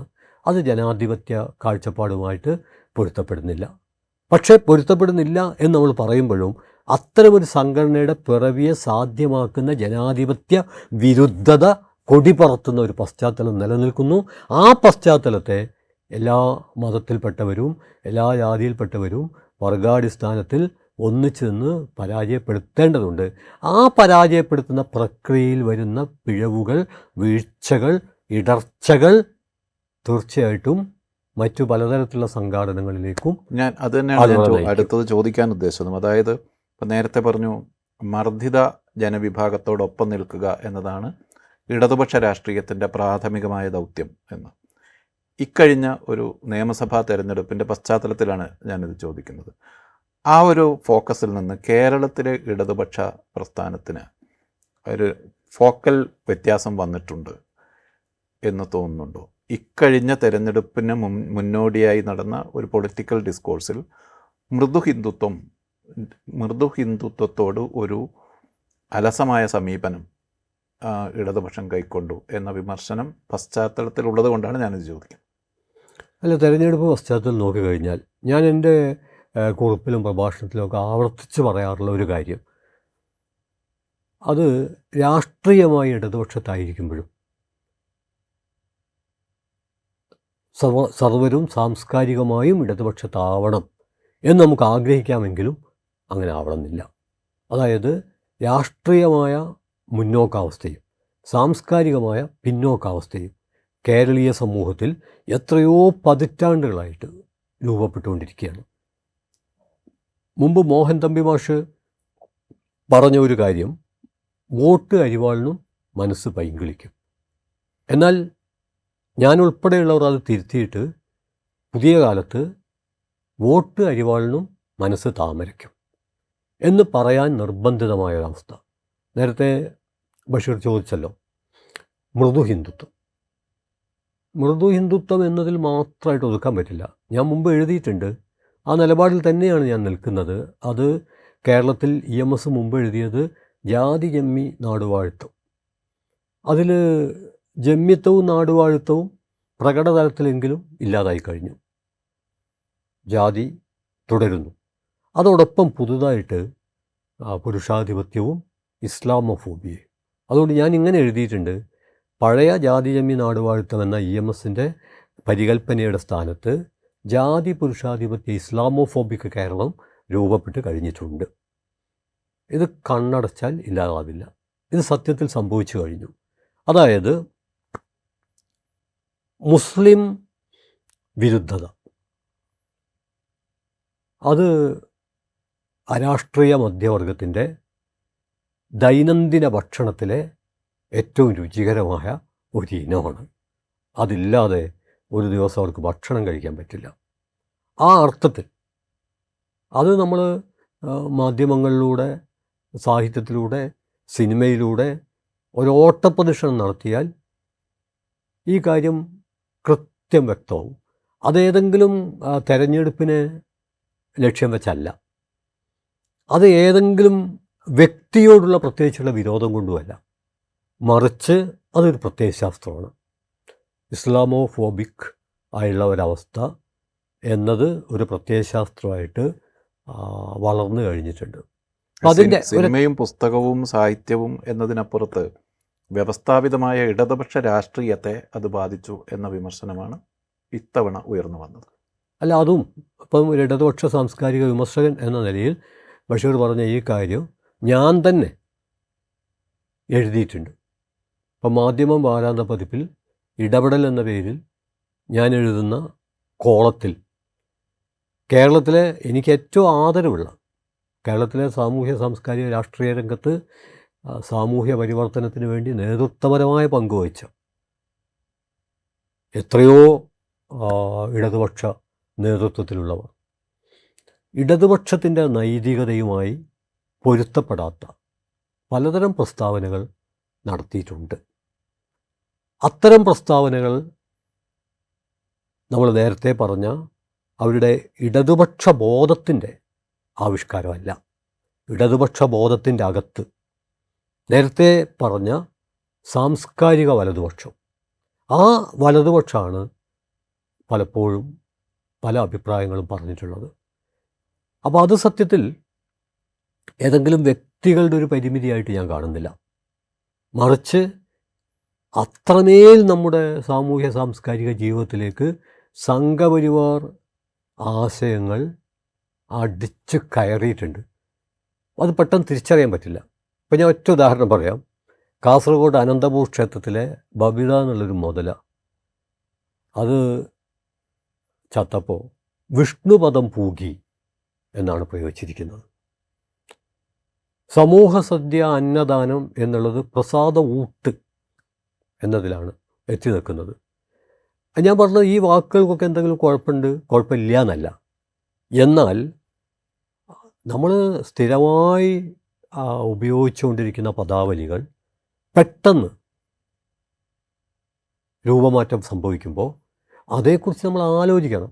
ഉദാഹരണമായിട്ട് നമ്മുടെ കേരളത്തിലും ലോകത്തിലുമൊക്കെ ആളുകൾ പലതരം ഭക്ഷണം കഴിക്കുന്നുണ്ട്. അത് അവരുടെ സ്വാതന്ത്ര്യമാണ്. പച്ചക്കറി മാത്രം കഴിക്കുന്നു പച്ചക്കറി, മാംസം കഴിക്കുന്നു മാംസം, ഇത് രണ്ടും കൂടി കൂടിക്കഴിക്കുന്നത്. നമ്മുടെ പ്രശ്നം ആളുകൾക്ക് അവർക്ക് ഇഷ്ടമുള്ളത്ര ഭക്ഷണം കിട്ടുന്നില്ല എന്നുള്ളതാണ്. ആ മേജർ പ്രശ്നം ചർച്ച ചെയ്യാതെ നമ്മൾ സസ്യഭോജനം സൗമ്യ സ്വഭാവം, മാംസഭോജനം രൗദ്ര സ്വഭാവം. അപ്പോൾ ആരൊക്കെയാണ്, ഏതൊക്കെ സാമൂഹ്യ വിഭാഗങ്ങളാണ് മാംസം കഴിക്കുന്നത്, അവരൊക്കെ ഭീകരരാകും. അപ്പോൾ ഈ രീതിയിൽ ഇതൊക്കെ ചെറിയതാണ്. പക്ഷെ ഇതിൻ്റെ വിജയം എവിടെയാണെന്ന് പറഞ്ഞാൽ, ഒരു ജനായത്തവാദി ജനായത്ത വിരുദ്ധ ആശയം ജനായത്തപരമാണ് എന്ന് വിചാരിച്ച് പറയുമ്പോൾ ആ പറച്ചിലിൻ്റെ പിറകിൽ വലതുപക്ഷത്തിൻ്റെ പ്രത്യയശാസ്ത്രമാണ് പ്രവർത്തിക്കുന്നതെന്നാണ് ഞാൻ പറയുന്നത്. അപ്പോൾ ചില മാംസം കഴിക്കുന്ന ആളുകൾ വരെ ഇപ്പം പറഞ്ഞു തുടങ്ങി, ഞാൻ അത്ര അധികമൊന്നും കഴിക്കാറില്ല, അല്ലെങ്കിലും നല്ലത് മറ്റതല്ലേ എന്നൊക്കെ പറയാം. ഇതൊക്കെ നിരുപദ്രവം എന്ന് നമ്മൾ കരുതുന്ന നിസ്സാര കാര്യങ്ങളാണ്. പക്ഷേ ഈ നിസ്സാര കാര്യം തൊട്ട് നമ്മൾ ആലോചിക്കും. ഇപ്പം ഞാൻ ഉദാഹരണം പറയാം. തൃശ്ശൂരിൽ നമ്മളെ സുരേഷ് ഗോപി ജയിച്ച് ആദ്യമായിട്ട് കേരളത്തിൽ നിന്ന് ലോകസഭയിലേക്ക് എത്തുന്നു. അപ്പോൾ നമ്മുടെ നാട്ടിലെ ലിബറൽ സെക്കുലറിസ്റ്റുകൾ പലരും എന്നോട് പറഞ്ഞിട്ടുണ്ട്, ഞാനത് എഴുതിയിട്ടുമുണ്ട്, മുസ്ലിം ലീഗിന് 2 ലോകസഭാ MP മാരില്ലേ. അത് പറയാതെ ഈ സുരേഷ് ഗോപിയുടെ എന്ന് പറഞ്ഞാൽ സുരേഷ് ഗോപി പ്രതിദാനം ചെയ്യുന്ന RSSന് മിനിമം 2 2-ലധികമോ കിട്ടിയിട്ട് പറഞ്ഞാൽ പോരെ. അപ്പോൾ ഇങ്ങനെ ഒരു തരം സമവാക്യം, ഈ സമവാക്യത്തിൻ്റെ ഏറ്റവും വലിയ അപകടം എന്താണെന്ന് പറഞ്ഞാൽ, ഈ സമവാക്യ വ്യവസായത്തിൽ ഷെയർ എടുക്കാത്ത സംഘപരിവാറിന് വൻ ഡിവിഡൻഡ് കിട്ടും. എന്നാൽ ഇതിൽ ഷെയർ എടുത്തവർക്കോ ലോസ് ആയിരിക്കും. അത് കേരളത്തിലെ തെരഞ്ഞെടുപ്പിൽ പ്രവർത്തിച്ചിട്ടുണ്ടോ ഇല്ലയോ എന്ന് ഗൗരവമായി അന്വേഷിക്കപ്പെടേണ്ടതാണ്. അങ്ങനെ അന്വേഷിക്കുമ്പോൾ വ്യക്തമാവുന്ന ഒരു കാര്യം എന്താണെന്ന് പറഞ്ഞാൽ, ന്യൂനപക്ഷങ്ങൾ, നമ്മൾ സാധാരണ സംഘപരിവാറാണ് ന്യൂനപക്ഷ വോട്ട് ബാങ്കിനെ കുറിച്ചുള്ള വലിയ ഭീതി സൃഷ്ടിച്ചുകൊണ്ടിരിക്കുന്നത്. ആ ഭീതി സൃഷ്ടിക്കുന്ന പ്രക്രിയക്ക് പരിക്കേൽപ്പിക്കുക എന്നുള്ളതാണ്.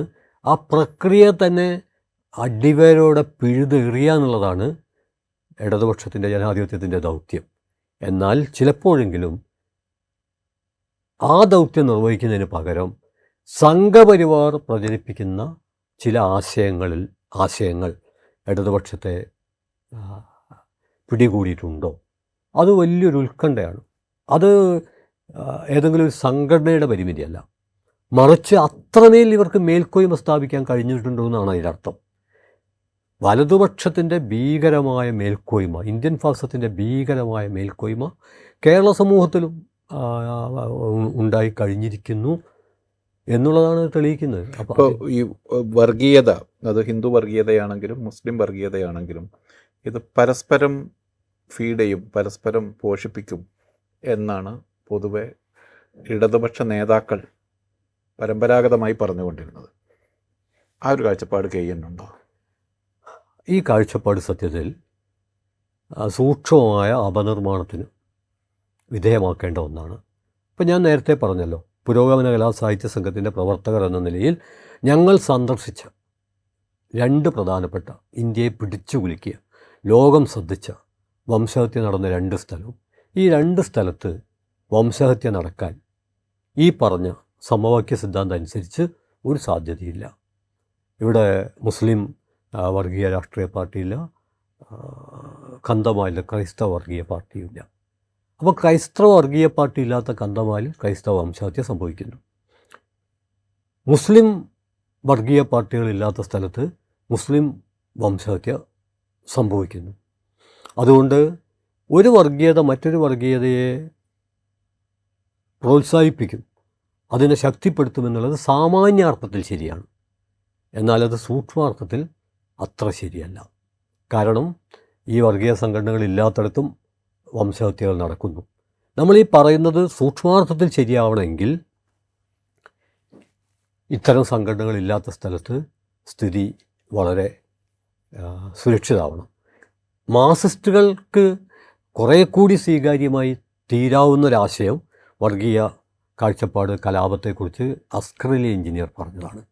അദ്ദേഹം on developing theory of communal rights എന്ന ഒരു കാഴ്ചപ്പാട് അവതരിപ്പിച്ചിട്ടുണ്ട്. അതായത് കമ്മ്യൂണൽ റൈറ്റ്സ് ഉണ്ടാവുന്നത് ഏതെങ്കിലും കമ്മ്യൂണൽ പാർട്ടികൾ ഉണ്ടാവുന്നതുകൊണ്ടല്ല, മറിച്ച് ഒരു പ്രദേശത്തെ, അത് പ്രത്യേകിച്ച് ഏതെങ്കിലും നഗരത്തിലാവാം, അവിടുത്തെ ന്യൂനപക്ഷങ്ങൾ, അടിച്ചമർത്തപ്പെട്ടവർ സാമ്പത്തികമായിട്ട് പതുക്കെ ഉയർന്നു വരുമ്പോൾ അതുവരെ മേൽക്കോയ്മ പുലർത്തിയവർ ഇത് പൊളിക്കാൻ വേണ്ടി, അപ്പോൾ അത് അദ്ദേഹം ഉദാഹരണമൊക്കെ പറയുന്നുണ്ട്. ഉത്തരേന്ത്യയിൽ പല സ്ഥലത്തെയും പൂട്ട് വ്യവസായം, അതൊക്കെ പൊളിക്കാൻ വേണ്ടി കമ്മ്യൂണൽ റൈറ്റ്സ് രൂപപ്പെടും. നമുക്കൊരു പഴയ ധാരണ ഉണ്ട്, എല്ലാ കമ്മ്യൂണൽ റൈറ്റ്സിലും ഏറ്റവും ദരിദ്രരായ മനുഷ്യരാണ് ഇല്ലായ്മ ചെയ്യപ്പെടുന്നത്. അതിലൊരു ശരിയുണ്ട്. എന്നാൽ ആ ശരി തിരുത്തപ്പെട്ട് കഴിഞ്ഞിരിക്കുന്നു. ഗുജറാത്ത് വംശഹത്യ പരിശോധിച്ചാലും മറ്റ് സമ്പത്ത് കൂടി ടാർഗറ്റ് ചെയ്യും. അതെ, അതായത് സമ്പത്തുള്ളവർ, അതായത് കീഴാള സമൂഹത്തിൽ നിന്ന് സമ്പത്ത് സ്വാംശീകരിക്കുന്നവർ, വിദ്യാഭ്യാസം നിർഭയമായ അഭിപ്രായം പറയുന്നവർ, കലാസാഹിത്യ രംഗത്ത് പ്രവർത്തിക്കുന്നവർ, അവരെ ടാർഗറ്റ് ചെയ്തുകൊണ്ടുള്ള പുതിയ രീതിയിലുള്ള, അതായത് ഏതെങ്കിലും ഒരു പ്രദേശത്ത് കീഴാള സമൂഹങ്ങൾ തൊമ്മികളായിട്ട് കഴിയാമെന്ന് വിചാരിക്കുക, അവിടെ ഒരു പ്രശ്നം ഉണ്ടാവില്ല. നേരെ മറിച്ച് തലതാഴ്ത്തി നിന്ന ഒരു ജനത തല ഉയർത്തി ഞങ്ങൾക്കും അവകാശങ്ങളുണ്ട് എന്ന് പറയാൻ ആരംഭിക്കുമ്പോൾ അതുവരെ മേൽക്കോയ്മയായിരുന്ന കാഴ്ചപ്പാട് അസ്വസ്ഥവും സ്വാഭാവികമാണല്ലോ. അപ്പോൾ അതുകൊണ്ട് സാംസ്കാരിക അർത്ഥത്തിൽ ഞാൻ ബഷീറിനോട് നേരത്തെ തന്നെ പറഞ്ഞ ഒരു കാര്യം, ഞാൻ ഈ കാര്യങ്ങളെ വിശകലനം ചെയ്യുന്നത് സാംസ്കാരിക മേൽക്കോയ്മ എന്നുള്ള ഒരു പരികല്പനയുടെ അടിസ്ഥാനത്തിലാണ്. ആ പരികല്പനയുടെ അടിസ്ഥാനത്തിൽ നമ്മൾ വിശകലനം ചെയ്യുമ്പോൾ ഇങ്ങനെ ഇന്ത്യയിൽ സാംസ്കാരിക മേൽക്കോയ്മ പുലർത്താൻ കഴിയുന്ന ഏക രാഷ്ട്രീയ പ്രസ്ഥാനം ഇന്ത്യൻ നവഫാസമാണ്. ഇപ്പോൾ ഇന്ത്യ കോൺഗ്രസ് എത്ര കാലം ഭരിച്ചു, പക്ഷേ നെഹ്റുവിയൻ ആശയങ്ങൾക്കോ ഗാന്ധിയൻ ആശയങ്ങൾക്കോ നമ്മുടെ സാംസ്കാരിക രംഗത്ത് മേൽക്കോയ്മ സ്ഥാപിക്കാൻ കഴിഞ്ഞില്ല. അതേസമയം ഭരണത്തിലില്ലാതിരിക്കെ തന്നെ മേൽക്കോയ്മ പുലർത്താൻ ഇപ്പം തന്നെ ആലോചിച്ച് നോക്കുക ബഷീറെ, നമ്മൾ ഈ നിലവിളക്കുമായിട്ട് എത്ര കാലമായി മൽപ്പിടുത്തം നടത്തുന്നത്. സത്യത്തിൽ എന്താണത്? അവിടെയൊക്കെയാണ് ഈ മേൽക്കോയ്മ എങ്ങനെയാണ് പ്രവർത്തിക്കുന്നത്. MK മുനീർ വിളക്ക് കത്തിക്കുമ്പോൾ ഇരട്ടി കയ്യടി ഉണ്ടാവാൻ കാരണം എന്താണ്? കുട്ടിക്കൃഷ്ണൻ നായർ കത്തിക്കുമ്പോൾ ഇല്ലാത്തൊരു കയ്യടി മുനീർ കത്തിക്കുമ്പോൾ എന്തുകൊണ്ടാണ് ഉണ്ടാവുന്നത്?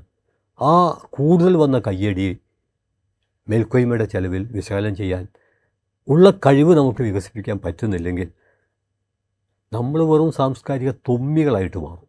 ഈ വിളക്കിൻ്റെ കാര്യം മേൽക്കോയ്മയാണോ, ആയിരത്താണ്ടുകൾ ഒന്നിച്ച് ജീവിച്ചൊരു സൊസൈറ്റിയിൽ നിന്ന് ചിലത് ഇങ്ങോട്ടും ചിലത് അങ്ങോട്ടും എടുക്കുകയാണോ? വിളക്ക് സത്യത്തിൽ വിളക്ക് മാത്രമല്ല, ഭൂമി പൂജ, എഴുത്തിനിരുത്തൽ, നിലവിളക്ക് കത്തിക്കൽ, ഇതൊക്കെ ഇതുമായിട്ട് ബന്ധപ്പെട്ട കുറേ സംഭവങ്ങളുണ്ട്. ഞാൻ എല്ലാം വിശദീകരിക്കുന്നില്ല. വിളക്കിപ്പോൾ ഒരു കാലിക പ്രശ്നമായതുകൊണ്ട് അതേക്കുറിച്ച് സംക്ഷിപ്തമായിട്ട് പറയാം. സംക്ഷിപ്തമായിട്ട് പറയുന്നതിന് മുമ്പേ തന്നെ ഇക്കാര്യത്തിൽ ഇടതുപക്ഷത്തിൻ്റെ നിലപാടെന്താണ്, ഇടതുപക്ഷത്തുള്ള പലരും ഇടറുന്നുണ്ടെങ്കിലും ഇടതുപക്ഷത്തിൻ്റെ നിലപാടെന്താണ് എന്ന് കൃത്യം വ്യക്തമാക്കാം. അത് 1993 ഒക്ടോബർ 10 ദേശാഭിമാനിയിലെ സ്വകാര്യ പങ്ക്തിയിൽ സഖാവ് EMS എഴുതിയ ഒരു കുറിപ്പാണ്. ആ കുറിപ്പിൽ അദ്ദേഹം പറഞ്ഞത് വളരെ ചുരുക്കി ഞാൻ പറയാം. വിളക്ക് കത്തിക്കൽ അടക്കമുള്ള കാര്യങ്ങളിൽ അന്ന് നരസിംഹറാവുവാണ് പ്രധാനമന്ത്രി. നരസിംഹറാവു ഈ ആചാരങ്ങളെ അനുഷ്ഠാനങ്ങളെയൊക്കെ മതമുക്തമാക്കാനുള്ളൊരു ബില്ല് ആ കാലത്ത് ചർച്ചയിൽ വന്നിരുന്നു. ആ ബില്ല് നിയമമായാൽ വിളക്ക് കത്തിക്കൽ അടക്കമുള്ള കാര്യങ്ങളിൽ വിളക്ക് കത്തിക്കാതിരുന്ന കുഞ്ഞാലിക്കുട്ടിയുടെ മാർഗം എല്ലാവരും പിന്തുടരേണ്ടി വരും എന്ന് EMS, ഞാൻ വളരെ കൃത്യം ഇത് കേൾക്കുന്നവർ മനസ്സിലാക്കാൻ വേണ്ടി കൊല്ലം, തീയതി, എവിടെ എഴുതി എന്നൊക്കെ കൃത്യം പറയുകയാണ്. പിന്നെ ബഷീറിനോട് സ്വകാര്യമായിട്ടൊരു കാര്യം പറയാം. സത്യത്തിൽ ഇതെനിക്ക് കൃത്യം ഓർമ്മയുള്ള കാര്യമാണ്. പക്ഷേ ഈ കടലാസ് വേണമല്ലോ. ചില ആളുകൾ നമ്മൾ പറഞ്ഞാലും ഈ തീയതി പറഞ്ഞാലും ഒന്നും വിശ്വസിക്കില്ല. അങ്ങനെ ഞാൻ എൻ്റെ 2-3 ദിവസങ്ങൾ തെരഞ്ഞ് ജലദോഷം ബാധിച്ച് ഈ കടലാസ് കയ്യിൽ കിട്ടി. അതുകൊണ്ട് ആർക്കെങ്കിലും സംശയം ഉണ്ടെങ്കിൽ അതങ്ങനെ ഓർത്തി വായിക്കാം. EMSൻ്റെ പ്രയോഗം ഇതാണ്: കുഞ്ഞാലിക്കുട്ടിയുടെ മാർഗം ജനായത്തവാദികൾ പിന്തുടരണം. കാരണം ലീഗിൽ കത്തിക്കാത്ത കുഞ്ഞാലിക്കുട്ടിയും കത്തിക്കുന്ന ആളുകളും ഉണ്ടായിരുന്നല്ലോ. ഞാൻ മുന്നോട്ട് വെക്കുന്നത് കത്തിക്കാം, കത്തിക്കാതിരിക്കാം, അത് ഓരോരുത്തരുടെയും സൗകര്യത്തിനും സ്വാതന്ത്ര്യത്തിനും അനുസരിച്ച് ചെയ്യാവുന്ന കാര്യമേ ഉള്ളൂ. ഇവിടെ വിമർശനം എന്താണെന്ന് പറഞ്ഞാൽ, നിലവിളക്ക് കത്തിച്ചിട്ടില്ലെങ്കിൽ മതേതരത്വം മോഹാലസ്യപ്പെടും എന്ന കാഴ്ചപ്പാടാണ്. നിലവിളക്ക് കത്തിക്കാം, സ്വിച്ച് ഓൺ കർമ്മം നിർവഹിക്കാം, നാട മുറിക്കാം. ഇനിയൊരു തമാശ പറയാം, തമാശല്ല, ഗൗരവമായുള്ള കാര്യമാണ്. SFIയുടെ ഒരു ക്യാമ്പിൽ ഈ ഉദ്ഘാടനം സർവകലാശാല യൂണിയൻ്റെ ഉദ്ഘാടനത്തിന് സ്ഥിരമായിട്ട് നിലവിളക്കിനെ കത്തിക്കേണ്ട കാര്യമില്ല. മറ്റെത്ര ചടങ്ങുകളുണ്ട്. എന്തുകൊണ്ട് തുടി കൂട്ടിക്കൂടാ? എന്തുകൊണ്ട് ഇവിടുത്തെ ആദിമ ജനതയുടെ ഒരു ആവിഷ്കാരമായിക്കൂടാ? പിന്നെ ഞാൻ ഇതും കൂടി പറഞ്ഞു, മൗലൂദ് ഓതിയിട്ട് എന്തുകൊണ്ട് ചെയ്തുകൂടാ? ഒരു തമാശയ്ക്ക് വേണ്ടി പറഞ്ഞാണ്. അപ്പോൾ ആ ക്യാമ്പ് കഴിഞ്ഞപ്പോൾ അന്ന് രാത്രി അവരെന്നെ വിളിച്ചു, ബദൽ എന്താണ്? ഞാൻ പറഞ്ഞു, ബദൽ നിങ്ങൾ കണ്ടെത്തണം. അങ്ങനെ പിറ്റേന്ന് ഇവിടെ കോഴിക്കോട്ടെ ലോ കോളേജിൽ വെച്ചായിരുന്നു അത് സംഭവിച്ചത്. KN പണിക്കർ മാഷായിരുന്നു ഉദ്ഘാടനം, ഞാനായിരുന്നു മുഖ്യപ്രഭാഷകൻ. വിളക്കില്ല വേദിയിൽ, നാടല്ല, വേറൊന്നുമില്ല. അപ്പോൾ ഞാൻ വിചാരിച്ചു, നമ്മൾ സാധാരണ ഇതിൽ ഉദ്ഘാടനം ചെയ്യുന്നു എന്ന് പറഞ്ഞ് ഉദ്ഘാടനം ചെയ്യുമല്ലോ, അതും മതിയല്ലോ, അതായിരിക്കും. അപ്പം നോക്കുമ്പോൾ അവരുടെ കയ്യിലൊരു പ്രാവ്. അപ്പോൾ അവർ അത് പണിക്കർ മാഷാക്കി കൊടുത്തു. മാഷ ജീവിതത്തിൽ ആദ്യമായിരിക്കും, എൻ്റെയും ജീവിതത്തിൽ ആദ്യമാണ്. ഇതിനെന്താ ചെയ്യേണ്ടതെന്ന് അറിയില്ലോ. പ്രാവ് ഇങ്ങനെ നിന്നു. അപ്പോൾ ഞാൻ പിന്നെ നമ്മളെ പ്രാവിനെക്കുറിച്ചൊക്കെയുള്ള ആധികാരിക വിവരമുള്ള ഷുഹൈബുണ്ട്. ഷുഹൈബിൻ്റെ അടുത്ത ഫ്രണ്ട് ആയതുകൊണ്ട് ഇടയ്ക്കിടയ്ക്ക് ഞങ്ങൾ കാണുമ്പോൾ ഇടയ്ക്ക് പ്രാവിനെ പറ്റി പറയും. അപ്പോൾ അതിങ്ങനെ കയ്യിൽ വെച്ചപ്പോൾ ഞാൻ മാഷോട് പറഞ്ഞു, ഒന്നിങ്ങനെ പൊക്കി കൊടുത്താൽ മതി. അതങ്ങ് പൊക്കി കൊടുത്തപ്പോൾ അത് പറന്നിട്ട് ആ ലോ കോളേജിലെ ഒരു റോഡുണ്ട്, അതിൻ്റെ മുകളിൽ പോയി അവിടെ ഇരുന്നു. ഇനി ഞാൻ ബഷീറിനോടൊരു കാര്യം പറയാം. ഈ പ്രാവിനെ അഭിവാദ്യം ചെയ്തുകൊണ്ടും ഞാനൊരു കുറിപ്പ് എഴുതിയിട്ടുണ്ട്. അഭിവാദ്യം ചെയ്യാനുള്ള കാരണം എന്താ അറിയോ? ഈ പ്രാവ് നന്ദി പ്രകടനം കഴിയുന്നത് വരെ ആ തിണ്ടയുടെ മുകളിൽ ഈ പ്രസംഗം ഏറ്റവും നന്നായി ശ്രദ്ധിച്ചിട്ടുണ്ടാവുക ആ പ്രാവായിരിക്കുന്നതാണ് ഞാൻ വിചാരിക്കുന്നത്. അനങ്ങാതിരുന്നു. നേരെ മറിച്ച് അത് ചിറകിട്ടടിച്ച് അങ്ങോട്ടും ഇങ്ങോട്ടും പറക്കൊക്കെ ചെയ്തിരുന്നെങ്കിൽ ആളുകൾ പറയും, ആ നാടേറ്റവും മുറിച്ചാൽ പോരായിരുന്നു, എന്തിനീ പൊല്ലാപ്പ്. പ്രാവ് അതിന് അവസരം കൊടുത്തില്ല. പക്ഷേ അന്നത്തെ ആ പ്രാവ് എവിടെ പോയി എന്ന് പിന്നെ ഞാൻ കണ്ടിട്ടില്ല.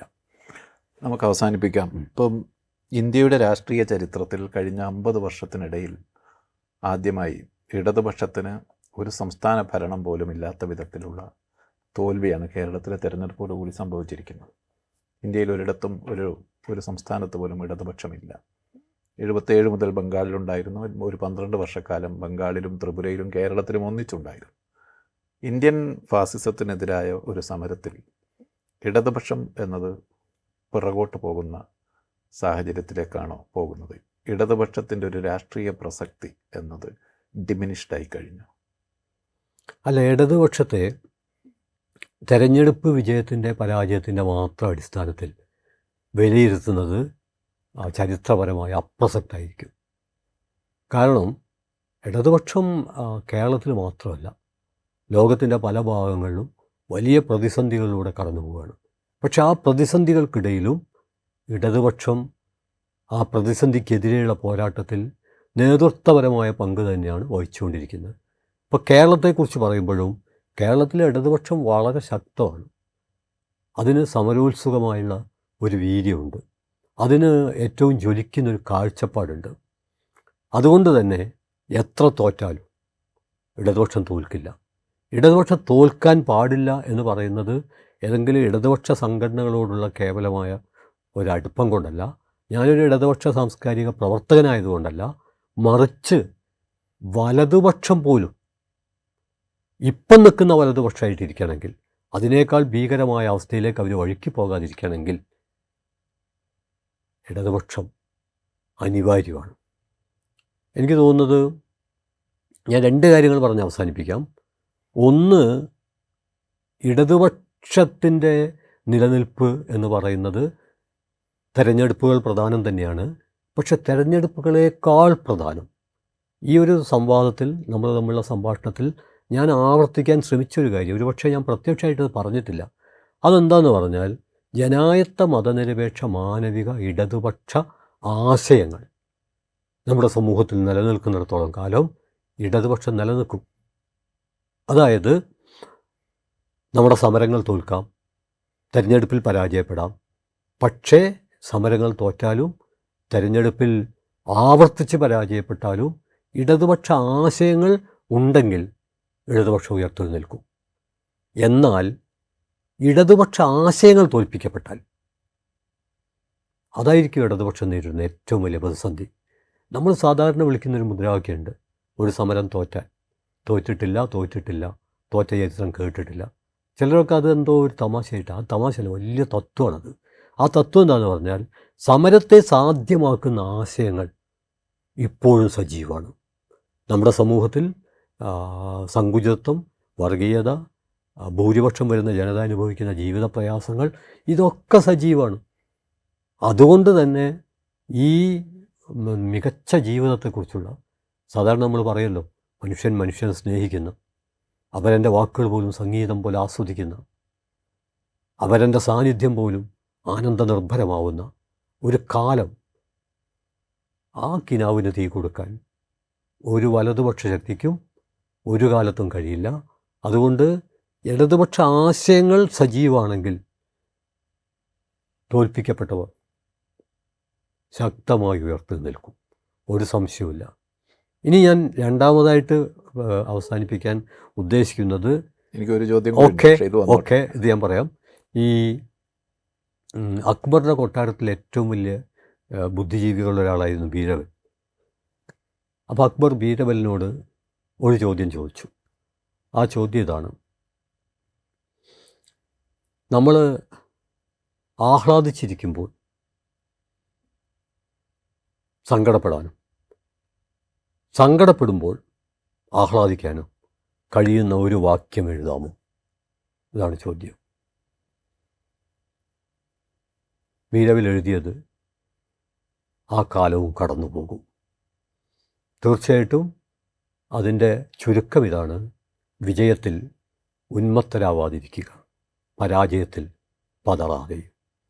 കാരണം ആ എഴുതിയ വാക്യം വിശകലനം ചെയ്യേണ്ട ആവശ്യമില്ലല്ലോ. കാരണം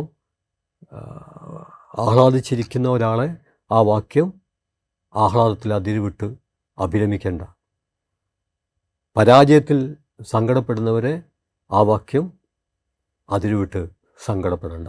ഞാൻ അമർത്തി പറയുന്നത്, ഈ മതനിരപേക്ഷ ജനായത്ത ആശയങ്ങളാണ് ഇടതുപക്ഷത്തിൻ്റെ ശക്തിയുടെ ഏറ്റവും വലിയ സ്രോതസ്സ്. അത് സജീവമായി പ്രവർത്തിച്ചാൽ ഇടതുപക്ഷം ദീർഘകാലാടിസ്ഥാനത്തിൽ ഒരിക്കലും തോൽക്കുകയില്ല, തോൽക്കാൻ പാടില്ല. എൻ്റെ അവസാനത്തെ ചോദ്യം, ഞങ്ങളുടെയൊക്കെ തലമുറയിൽ ഫാസിസത്തെക്കുറിച്ച്, ഒരു പക്ഷേ ഇന്ത്യയിൽ ഒരു ഫാസിസ്റ്റ് സ്വഭാവമുള്ള ഭരണകൂടം വരുന്നതിനൊക്കെ എത്രയോ മുന്നേ തന്നെ ഫാസിസത്തിൻ്റെ കടന്നുവരവിനെക്കുറിച്ച് എഴുതുകയും അതേക്കുറിച്ച് ഞങ്ങളുടെയൊക്കെ അറിവിൽ ഏറ്റവും ദീർഘമായി വായിക്കുകയും ചെയ്ത ആളാണ് KN. ഫാസിസത്തിന് അതിൻ്റെ ഒരു ഇൻറ്റേർണൽ കോൺഫ്ലിക്റ്റ് കൊണ്ട് തന്നെ അർദ്ധായുസേ ഉണ്ടാകൂ, അത് സ്വയം തകർന്നു പോകും എന്ന് പറഞ്ഞ സാമൂഹ്യ ശാസ്ത്രജ്ഞരും എഴുത്തുകാരുമുണ്ട്. KNൻ്റെ ഒരു വായനയുടെ അനുഭവത്തിൽ ഇന്ത്യൻ ഫാസിസത്തിൻ്റെ ആയുസ് എത്രയാണ്? ലോകത്തിൽ വെച്ച് ഏറ്റവും കൂടുതൽ ആയുസ് ഉണ്ടാവാൻ സാധ്യതയുള്ളത് ഇന്ത്യൻ ഫാസിസത്തിനാണ്. അതിൻ്റെ കാരണം ഇന്ത്യയിലെ ജാതി വ്യവസ്ഥയുടെ സങ്കീർണതയാണ്. അംബേദ്കർ ഇന്ത്യൻ ജാതി വ്യവസ്ഥയെക്കുറിച്ച് ഗ്രേഡഡ് ഇനീക്വാളിറ്റി, ശ്രേണീകൃതമായ അസമത്വം, ഇപ്പം യൂറോപ്പിലൊക്കെ ആണെങ്കിൽ അടിമകളും ഉടമകളും, എത്ര തന്നെ ഉടമകൾ കരുത്തരാണെങ്കിലും അടിമകൾക്ക് ഐക്യപ്പെട്ട് ഉടമകളെ പരാജയപ്പെടുത്താൻ കഴിയും. അവർ പരാജയപ്പെടുത്തിയിട്ടുണ്ട്. മാത്രമല്ല അടിമവംശത്തിൽ നിന്ന് രാജാക്കന്മാർ പോലും ഉയർന്നു വന്നു. എന്നാൽ ഇന്ത്യയിൽ യൂറോപ്പിലെ അടിമ ഉടമകൾ എന്ന പോലെ മർദ്ദിക്കുന്ന ഉടമ മുകളിലും മർദ്ദനമേൽക്കുന്ന അടിമ താഴെയുമായി നിൽക്കുന്ന അവസ്ഥയല്ല ഉള്ളത്.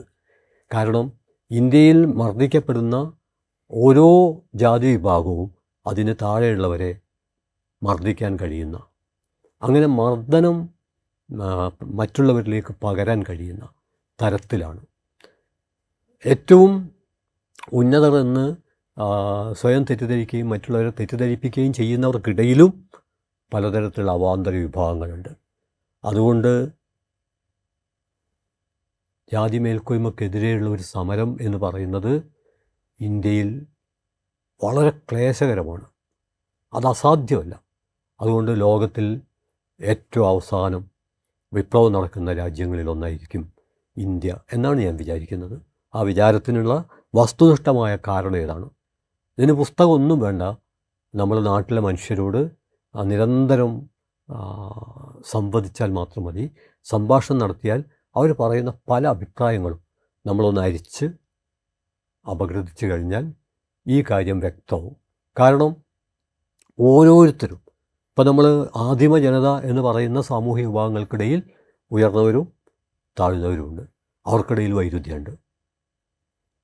മാത്രമല്ല മലം കോരാൻ പോലും ഒരു പ്രത്യേക ജാതിയുണ്ട്. സത്യത്തിൽ എൻ്റെ ഈ പ്രസ്താവന അധികപ്പറ്റാണ്. എന്തിനാണ് ഇല്ലാത്തത് എന്ന് ചോദിക്കുന്നതായിരിക്കും ഏറ്റവും ഉചിതം. അപ്പോൾ നമുക്ക് നമ്മളുടെ പതിവ് വിശകലനങ്ങൾക്ക് അത് ഞാനൊരു സന്ദർഭത്തിൽ എഴുതിയിട്ടുണ്ട്. ഇപ്പം ജനായത്തവാദികളൊക്കെ പറയും കറുപ്പിന് കുഴപ്പമില്ല, വെളുപ്പിന് കേമത്വമില്ല, എല്ലാ നിറങ്ങളും തുല്യ നിലയിൽ നൃത്തമാടുന്ന ഒരു കാലമാണ് ഏറ്റവും മികച്ചതെന്നൊക്കെ നമ്മൾ പറയും.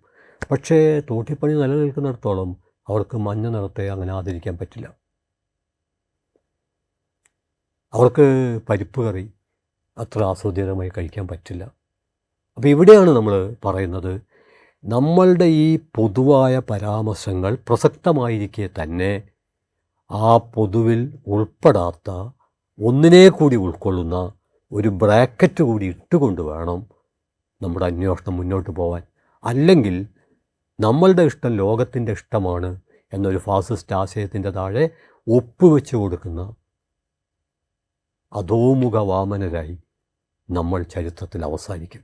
അങ്ങനെ അവസാനിക്കാതിരിക്കാനുള്ള നിതാന്തമായ ജാഗ്രതയുടെ ഭാഗമായുള്ള ഇടപെടലുകളാണ്. എൻ്റെ കോളത്തിൻ്റെ പേര് ഇടപെടൽ എന്ന് തന്നെയാണ്. ഒരു ഇടതുപക്ഷ സാംസ്കാരിക പ്രവർത്തകൻ എന്ന നിലയിൽ ഞാൻ എന്ന് പറഞ്ഞാൽ ഞാൻ എന്നുള്ള വ്യക്തിയല്ല, ഇതുപോലെ എത്രയോ മനുഷ്യർ, ഇതിൽ ബഷീറും എല്ലാം ഉൾപ്പെടും, എല്ലാ മനുഷ്യരും ഉൾപ്പെടും. അതായത് വ്യത്യസ്ത ജാതിയിൽപ്പെട്ടവർ, അവിടെ കോംപ്രമൈസ് ഇല്ല. അതായത് ജാതി രഹിതമാണ്. അതേസമയത്ത് മതനിരപേക്ഷത എന്ന് പറയുമ്പോൾ മതത്തിൻ്റെ വഴിയിലൂടെയും മതരഹിതമായ വഴിയിലൂടെയും നമുക്ക് ജനായത്ത കാഴ്ചപ്പാടിൽ എത്തിപ്പെടാൻ പറ്റും. എന്നാൽ ജാതി എന്ന് പറയുന്നത് അതും പുതിയ തത്വമൊന്നുമല്ല. ഞാൻ സാധാരണ ആവർത്തിക്കാറുണ്ട്, മതമേതായാലും മനുഷ്യൻ നന്നായാൽ മതി എന്ന് പറഞ്ഞ ശ്രീനാരായണ ഗുരുവിൻ്റെ ചിന്താലോകം അരിച്ച് വെറുക്കിയാൽ പോലും ജാതി ഏതായാലും മനുഷ്യൻ നന്നായാൽ മതി എന്നൊരു വാക്യം കണ്ടെത്താൻ കഴിയില്ല. വളരെ നന്ദി സർ. ഇന്ത്യൻ ഫാസിസത്തെക്കുറിച്ച്, സ്വത്വ രാഷ്ട്രീയത്തെക്കുറിച്ച്, ഇടതുപക്ഷത്തിൻ്റെ സാംസ്കാരിക അവസ്ഥയെക്കുറിച്ച് ഒക്കെ പ്രതികരിക്കുകയാണ് എൻ്റെ പ്രിയപ്പെട്ട അധ്യാപകൻ കൂടിയായ KN സാർ.